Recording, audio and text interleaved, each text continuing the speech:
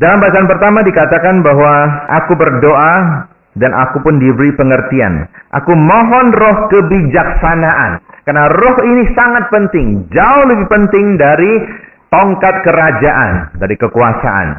Jauh lebih penting dari harta benda. Dan di bagian akhir bacaan ini dikatakan bahwa kalau aku sudah mendapatkan roh kebijaksanaan dan aku melakukan kebijaksanaan itu sesuai dengan kehendak Tuhan, ternyata segala harta kekayaan diberikan kepadaku dengan sendirinya. Kadang-kadang kita terbalik, sudah punya harta baru mau bersikap bijaksana atau baru belajar bersikap bijaksana. Dan ini adalah firman Tuhan yang mungkin pernah kita baca dan akan kita baca lagi. Tetapi apakah nyantol? Bacaan kedua dikatakan bahwa firman Tuhan itu seperti pedang bermata dua. Dia akan menetap di hati kita. Dia akan melukai apa yang luka. Artinya kalau kita ada dosa, kita akan merasa ditegur. Kita akan merasa perih di hati kita. Tetapi jika kita ada kebaikan, kita akan merasa diangkat oleh Tuhan, dimuliakan oleh Tuhan, dipuji oleh Tuhan. Ketika kita mempunyai kesedihan, kita merasa dihibur, dikuatkan oleh Tuhan. Itulah firman Tuhan. Kata-kata manusia saja kadang-kadang sangat berpengaruh. Bapak Ibu tidak percaya, coba saja. Nanti keluar, ada orang parkir tidak baik misalnya, atau mungkin menghalangi Anda. Anda coba mengatakan satu kata yang buruk. Orang ini akan marah sekali. Loh, ada apa? Baru misa kok maki-maki. Lah kok berbuat seperti itu pada saya? Dia akan tersinggung. Mungkin dia ngomel sebentar, pulang ke rumah dia masih ngomel juga. Pengaruhnya besar sekali, hanya kata-kata. Padahal kita hanya percobaan saja. Tapi jangan dicoba nanti, tidak usah. Tanpa dicoba pun kadang-kadang kita sudah buat seperti itu. Memaki orang bodoh, memaki orang jahat, atau memaki orang tidak jujur, dan sebagainya. Ini kadang-kadang membuat orang sakit hati, dan dia ingat seumur hidup. Itu kata-kata manusia. Apalagi kata-kata atau firman dari Tuhan sendiri. Ini lebih berpengaruh lagi. Seharusnya lebih berpengaruh. Kenapa kadang-kadang menjadi tidak berpengaruh? Karena kita mengabaikannya. Karena kita terlarut oleh keinginan-keinginan duniawi kita. Sehingga kita lupa. Bacaan Injil dikatakan ada seorang pemuda yang datang pada Yesus. Dan Yesus senang melihat anak muda ini. Dia suka kepada anak muda ini. Kenapa? Karena anak muda ini luar biasa. Dia mentaati segala macam hukum yang sudah diberikan. Tetapi sayang, kesukaan Yesus pada orang ini tidak ditanggapi dengan sempurna. Dia bertanya pada Yesus, bagaimana supaya saya hidup sempurna? Yesus katakan, juallah segala milikmu dan bagikan kepada orang miskin dan datanglah mengikuti aku. Dan pemuda ini tidak melakukan itu. Ia sedih karena hartanya banyak. Nah, kita mengajar kepada kita bahwa cinta akan uang ini adalah akar dosa. Terlalu mencintai uang sampai menduakan Tuhan, sampai mengabaikan Tuhan, ini akar dari dosa. Menurut survei, sekitar 80% masalah di dunia ini timbulnya karena uang. Entah itu di dalam panggung politik, atau dalam masyarakat, atau bahkan dalam gereja juga. 80% ini karena terlalu cinta akan uang. Lalu bagaimana kita menyikapi uang yang Tuhan berikan kepada kita? Saudara, ada berbagai macam kelompok orang. Pertama adalah orang-orang yang menjadi hamba uang. Jadi hidupnya hanya untuk uang saja. Dikatakan bahwa janganlah kamu menjadi hamba uang, dan cukupkanlah dirimu dengan apa yang ada padamu. Surat Ibrani, bab 13 ayat 5. Jangan menjadi hamba uang. Kalau kita menjadi hamba uang, maka kita akan terikat di situ. Di mana hartamu, di situ hatimu. Injil Lukas bab 12 ayat 34. Orang yang menjadi hamba uang, dengan segala macam cara dia berusaha mendapatkan uang. Dia tidak peduli lagi norma-norma masyarakat. Tidak peduli lagi moralitas. Tidak peduli perasaan orang lain bagaimana. Kelompok kedua adalah orang yang mengatakan bahwa sayalah pemilik uang. Jadi saya yang bekerja, saya yang menghasilkan uang. Ini bukan milik Allah. Karena Allah tidak beri pada saya. Saya yang mati-matian bekerja. Dalam kitab Ulangan, bab 8 ayat 18 dikatakan bahwa, tetapi hendaklah engkau ingat kepada Tuhan Allahmu, sebab Dialah yang memberikan kepadamu kekuatan untuk memperoleh kekayaan, dengan maksud meneguhkan perjanjian yang diikrarkannya dengan sumpah kepada nenek moyangmu seperti sekarang ini. Jadi Allah yang memberikan kekuatan kepada kita. Jangan merasa bahwa apa yang kita peroleh, entah itu tahta, entah itu uang, entah itu segala sesuatu ini berasal karena kita yang berusaha, bukan dari Allah. Allah yang memberikan kekuatan kepada kita. Kadang-kadang ada orang yang menghalalkan segala macam cara untuk memperoleh itu. Ada tidak yang namanya uang tidak halal? Anda percaya ada uang yang tidak halal? Uang yang didapat dari korupsi, dari usaha-usaha yang tidak jujur? Saya tidak percaya. Karena uang tidak ada yang tidak halal. Uang semua halal. Semua diterbitkan oleh negara. Yang tidak halal adalah cara mendapatkannya. Jadi kalau uang itu halal, bolehkah dia dipergunakan untuk menolong orang lain? Boleh saja. Jadi kalau kita sedang kesulitan dan orang memberikan bantuan kepada kita, jangan menolak orang ini karena apa yang dia berikan adalah sesuatu yang dia hasilkan dari cara tidak halal. Sebab uang itu tetap halal. Halal, sah dari negara kok. Sah diberikan oleh Tuhan. Saudara, barang tidak ada yang tidak benar. Semua barang baik dan benar. Tuhan menciptakan segala sesuatu, Dia katakan baik dan benar. Bahkan setan saja ada gunanya. Jangan bilang setan tidak ada gunanya. Selim, ya sego juga ada gunanya sih. Setan maksudnya musuh yang membuat kita menguji apakah kita setia kepada Tuhan atau tidak. Tanpa ada setan, kita tidak bisa membuktikan bahwa kita setia kepada Tuhan. Wong tidak ada godaan kok. Bagaimana saya bisa mengatakan saya setia pada Tuhan? Setan memang mencobai kita. Mencobai apakah kita akan jatuh dalam kelemahan kita. Tetapi Tuhan memberikan kekuatan kepada kita untuk menanggulangi segala itu. Ketika kita bersandar kepada kekuatan Tuhan atau menggunakan kekuatan Tuhan untuk mengalahkan godaan setan, maka kita adalah orang yang menang, membuktikan diri bahwa kita adalah orang yang lebih setia kepada Tuhan daripada kepada dunia ini. Persahabatan dengan dunia adalah permusuhan dengan Allah. Surat Yakobus bab 4 ayat 4. Lah kita hidup di dunia, kenapa tidak boleh bersahabat? Bersahabat maksudnya di sini adalah kita begitu mencintai dunia sampai seakan-akan kita mau hidup selamanya di dunia ini. Seakan-akan kita tidak mau kembali kepada Tuhan. Itu persahabatan dengan dunia. Sebab Tuhan menitipkan kita di dunia ini hanya sementara saja, bukan untuk selamanya.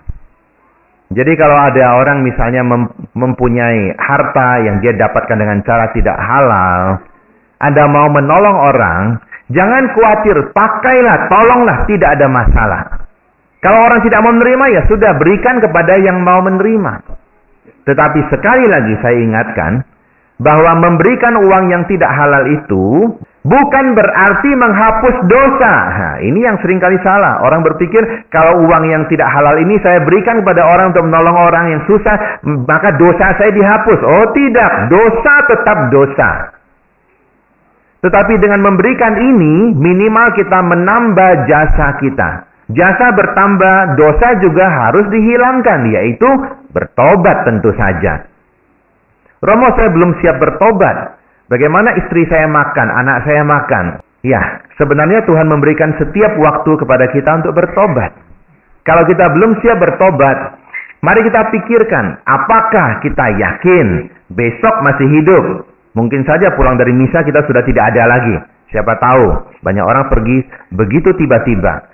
Ada orang yang masih kecil, dia sudah pergi. Ada orang yang sudah cukup dewasa, dia pergi juga. Ada orang yang sudah tua sekali, tidak pergi-pergi. Tapi akan pergi juga. Saya juga akan pergi. Dulu saya bercita-cita. Tuhan, jangan biarkan saya hidup lama-lama. Capek hidup ini. Saya mau 50 tahun saja ya Tuhan. Tapi setelah saya banyak melayani, saya merasa bahwa jangan terlalu cepatlah perginya. Bukan takut mati. Saya masih bisa melakukan banyak hal kok. Menolong orang, membawa orang kepada kesejahteraan baik jasmaninya maupun rohaninya. Dan saya pikir saya masih bisa melakukan. Kenapa saya begitu lancangnya minta sama Tuhan, Tuhan 50 sudah cukup. Oh tidak, kalau Tuhan mau saya sampai 80, Tuhan akan kasih itu. Tapi tentu saja 80 tidak gampang. Artinya untuk hidup tetap stamina baik tidak gampang. Oleh karena itu mulai sekarang sudah harus dijaga. Surat pertama Rasul Paulus kepada Timotius bab 6 ayat 7 isinya adalah, peringatkanlah kepada orang-orang kaya agar mereka tidak tinggi hati, agar mereka tidak mengandalkan sesuatu yang tidak pasti seperti kekayaan, tetapi semoga mereka juga belajar membagi kekayaan, menjadi kaya di dalam kebaikan. Penting sekali ini. Ingat perumpamaan tentang seorang kaya yang sudah bikin lumbung yang besar, dia kumpulkan segala panennya masuk situ. Lalu malam hari malaikat berkata kepadanya, hai orang bodoh, malam ini juga nyawamu kucabut. Jadi apa gunanya dia kumpulkan segala sesuatu itu? Tidak ada gunanya.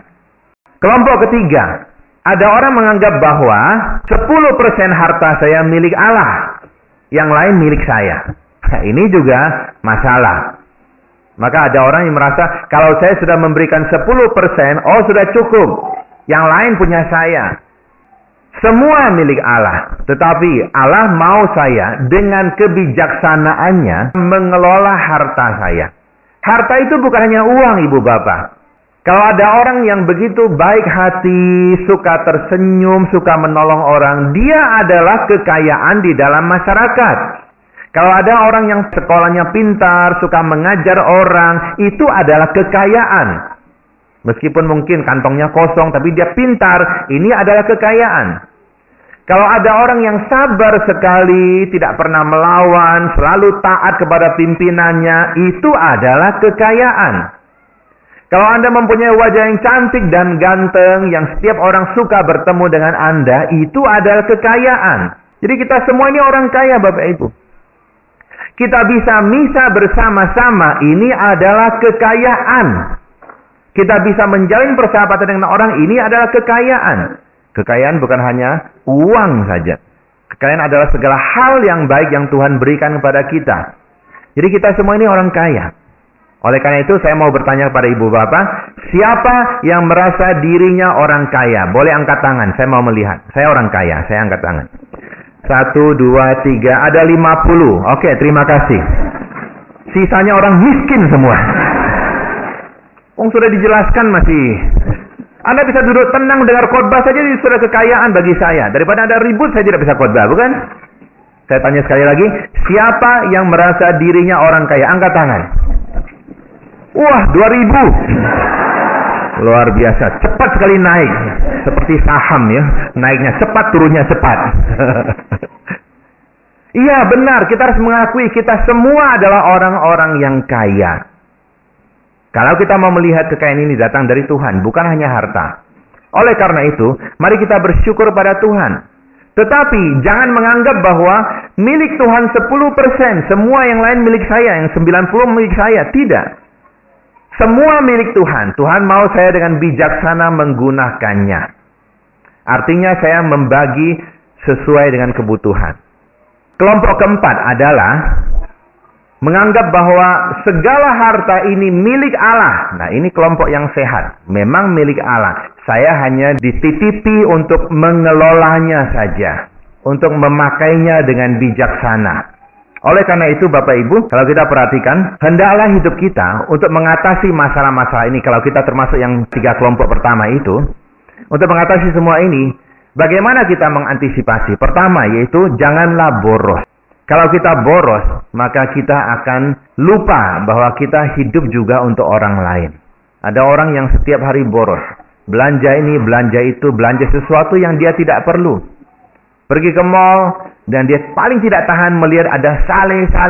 Wah, jadi sudah kepanasan. Sale 10%, sale 20%, ya kan. Maksudnya sale ya. Jadi ada potongan-potongan. Dia tidak tahan. Waduh, sepatunya murah sekali. Kalau saya tidak beli hari ini, pedagangnya pintar mengatakan, hanya hari ini saja, besok tidak ada lagi. Besok dia bikin sama lagi. Itu kan kata pedagang. Lalu yang merasa, kalau hari ini saya tidak belanja, besok saya tidak bisa belanja lagi. Lalu dengan cara ngutang pun dia akan belanja. Menggesek kartu kredit itu kan ngutang namanya. Padahal sungguh-sungguh perlukah sesuatu barang menjadi sangat berharga kalau kita gunakan dia dengan maksimal? Ada banyak orang suka beli HP yang mahal-mahal, tetapi dia tidak gunakan dengan maksimal. Jangan kita belanja karena orang lain juga seperti itu. Jangan ikut-ikutan, tidak ada gunanya. Apakah saya sungguh-sungguh perlu? Yang kedua, jangan juga karena menganggap ini harta Tuhan, maka saya tidak boleh memakainya sama sekali. Maka orang ini makannya sangat hemat, pakainya juga sedikit sekali, ya kan? Karena ada banyak orang yang saking tidak punya uang, pakainya sedikit sekali, kayaknya harus 1 meter, dia potong 1/2 meter misalnya, ya kan? Tapi ada juga loh orang yang uangnya banyak, kayaknya sedikit sekali juga, itu banyak sekali. Masuk gereja lagi, itu kan? Jadi jangan menyiksa diri juga, karena sebenarnya Tuhan mau supaya kita menikmati harta itu. Tuhan mau kita menikmatinya dengan sukacita. Tuhan katakan, kecaplah dan lihatlah betapa baiknya Tuhan. Jadi bukan hanya melihat, tapi juga mengecap, menggunakan apa yang Tuhan kasih kepada kita. Jangan menyiksa diri seperti itu. Ketiga adalah, hendaklah kita menjadi murah hati. Nah, ini jauh lebih penting. Kalau kita murah hati memperhatikan orang lain, maka sebenarnya kita ini adalah orang yang bijaksana. Karena kita datang tidak membawa, pergi pun tidak membawa. Oleh karena itu, Ibu Bapak, marilah kita senantiasa bersukacita. Karena sebenarnya Tuhan sudah mengajar kita lewat firman-Nya. Kalau Anda membaca kitab Amsal bab 30 ayat 25, di situ dikatakan bahwa semut adalah binatang yang lemah. Tetapi untuk mengatasi kelemahannya, ia mempersiapkan bahan makanan pada musim panas. Jadi semut tidak akan mati kelaparan pada musim dingin yang dia tidak bisa bekerja. Musim panas dia sudah siapkan makanan. Kita tidak akan kelaparan, kita tidak akan kekurangan kalau kita masih rajin bekerja mempersiapkan masa depan. Tapi bukan berarti kita tabung uang sebanyak-banyaknya karena kita khawatir akan masa depan anak kita. Nanti kita harus kasih makan apa sama mereka kalau kita tidak ada lagi. Jangan terlalu khawatir, tetapi juga jangan terlalu pasrah. Oh, karena Tuhan bisa menyiapkan segala sesuatu, maka sekarang saya tidak nabung apa-apa. Oh, tidak. Kalau Anda punya kesempatan menabung, menabunglah. Kalau terima gaji, 30% pakailah untuk menabung. Kemudian 30% pakailah lagi untuk membayar hutang kalau memang ada hutang. Jangan hanya terima gaji tidak bayar hutang. Bayar hutang supaya beban tidak menjadi berat. Lalu sisa 40% buat apa? 20% pakailah untuk sehari-hari. Yang 20% lagi simpan untuk kejadian yang mendadak. Untuk sesuatu yang tiba-tiba memerlukan uang. Jangan mengambil tabungan. Romo, gaji saya cuma sekian. Bagaimana bisa dibagi 30%, 20%? Habislah, saya mau makan apa? Nah, lihat-lihat juga. Sesuaikan penghasilan kita dengan cara hidup kita, dengan gaya hidup kita. Kadang-kadang ada orang yang gaya hidup berlebihan. Belum mencapai taraf hidup seperti itu, mau mencapai seperti orang lain. Itu jangan. Pergunakan uang kita dengan bijaksana. Yang 20% tadi itu juga selain untuk kejadian mendadak juga bisa dipakai untuk menolong orang lain. Jadi meskipun kita sendiri tidak terlalu kaya, kita masih bisa menolong orang lain. Artinya kalau kita menggunakan harta kita, kepintaran kita, kebaikan kita, kerukunan keluarga kita, uang kita, kita gunakanlah dengan bijaksana. Yang tidak bijak itu seperti apa? Misalnya kita selalu membantu orang-orang yang sebenarnya memboroskan uang. Jadi orang-orang yang memakai uang kita untuk bersenang-senang saja, untuk konsumsi narkoba, untuk obat-obatan, sedangkan dia sendiri tidak mau bekerja, kalau kita memberikan bantuan kepada mereka, ini artinya kita tidak bertanggung jawab terhadap apa yang Tuhan titipkan kepada kita. Termasuk anak-anak kita. Hari ini, Yesus sudah senang kepada pemuda ini karena dia tidak membunuh, tidak berzina, tidak bersaksi dusta, tidak mencuri, menghormati orang tuanya. Ini sudah bagus. Tetapi sayang, ia terikat oleh harta di dunia ini. Ia tidak bisa melepaskan diri. Dan ini menjadi satu awal yang buruk. Yesus katakan, Onta saja lebih mudah masuk ke dalam lubang jarum daripada orang kaya masuk ke dalam kerajaan Allah. Ini seringkali juga menjadi batu sandungan. Ada banyak orang yang punya uang lalu merasa, kalau gitu hanya orang miskin dong yang masuk surga. Lalu orang kaya bagaimana? Sebenarnya bukan itu maksud Yesus. Lubang jarum ini adalah satu istilah saja, bukan sungguh-sungguh lubang jarum. Jarum sebesar apa kalau onta bisa masuk, ya kan? Istilah ini adalah nama suatu pintu di gerbang kota. Gerbang kota ini ada pintu-pintu yang kecil yang kalau malam gembala-gembala memasukkan domba-dombanya lewat pintu kecil itu. Nah, lubang yang kecil ini buat onta terlalu sulit masuk. Dia bisa masuk jika dia menunduk lalu didorong-dorong. Artinya, jangan kita sombong dengan apa yang kita miliki. Tunduklah di hadapan Tuhan, kita pun bisa masuk melalui pintu yang sempit. Semoga Tuhan membimbing dan memberkati kita, dan semoga kita sungguh-sungguh menjadi orang yang disukai oleh Tuhan. Bukan karena kita terlalu hebat, tetapi karena kita mempunyai kebijaksanaan. Yang kita harapkan hanya kebijaksanaan dari Tuhan. Kalau sudah mempunyai kebijaksanaan Tuhan, maka kita pun sudah seperti Tuhan. Pantas bersatu dengan Tuhan. Amin.